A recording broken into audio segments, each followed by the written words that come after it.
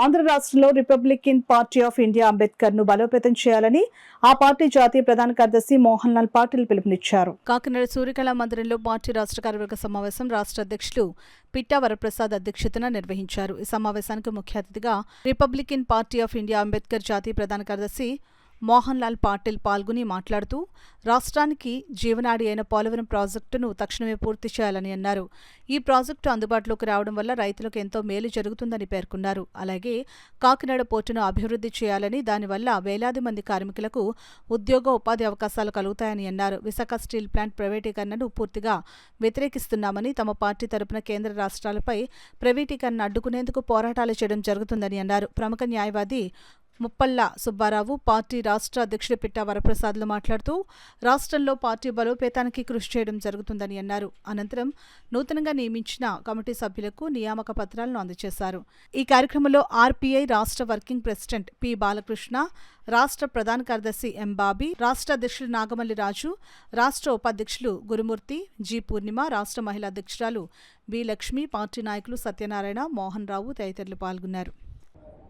इस बैठक में सभी 26 जिलों के जो प्रतिनिधि है यहाँ उपस्थित हुए हैं और चर्चा के बीच में रिपब्लिकन पार्टी ऑफ इंडिया को पूरे आंध्र प्रदेश में कैसा डेवलप करना चाहिए, इसके ऊपर सभी कार्यकर्ताओं के विचार सुने गए और रिपब्लिकन पार्टी जो प्रोग्राम दे रही है यहाँ के लोगों को, हम अपने कोई सताए हमें बताया, ऐसा एक प्रोग्राम है हमारे पार्टी का, पूरे देश के अंदर में चला रहे हैं और वो प्रोग्राम हम आंध्र प्रदेश में भी चलाने वाले हैं।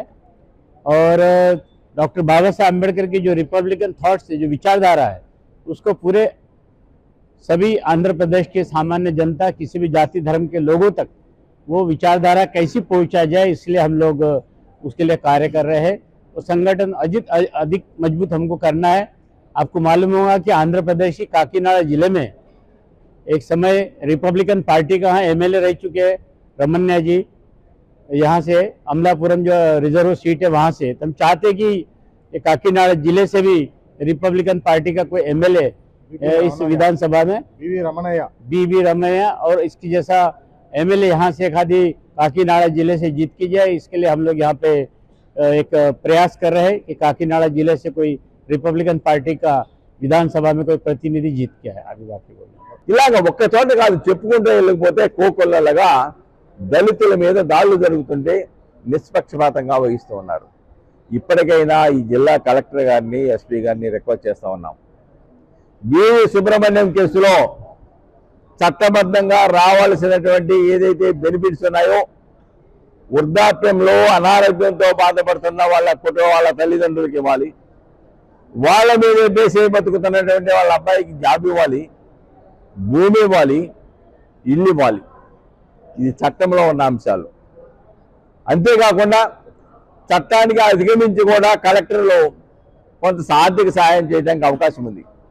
ఆ దిశలో ఇచ్చి ఈ సమాజంలో దళితులు ధైర్యంగా జీవించేటువంటి రక్షణ కల్పించవలసిన ప్రస్తుత ప్రభుత్వం మీద ఉన్నది. ఆ విధంగా చర్యలు తీసుకోకపోతే ఈ రాష్ట్రంలో అత్యధిక భాగం ఉల్లంఘిస్తుంది, చట్టాలు అనుభవిస్తుంది ఎవరంటే ఆదివాసీలు, దళితులు, మధ్యతరగతి వాళ్ళు. ఈ రోజున మీరు రాజమండ్రి సెంటర్ దగ్గరికి వెళ్ళి చూడండి, దాంట్లో ఉందెవరు? అందరూ పేద, మధ్యతరగతి, దళిత ప్రజానీకం జైల్లో మగ్గిపోతా ఉన్నారు.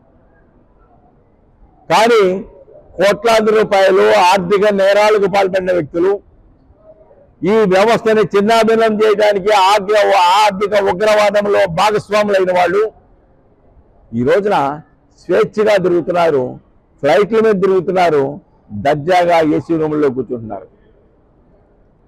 ఈ రోజున దాంట్లో వివక్ష తీసుకురావటం, ఇబ్బంది పెడతాం, అందరికి అందట్లేదని జరుగుతుంది.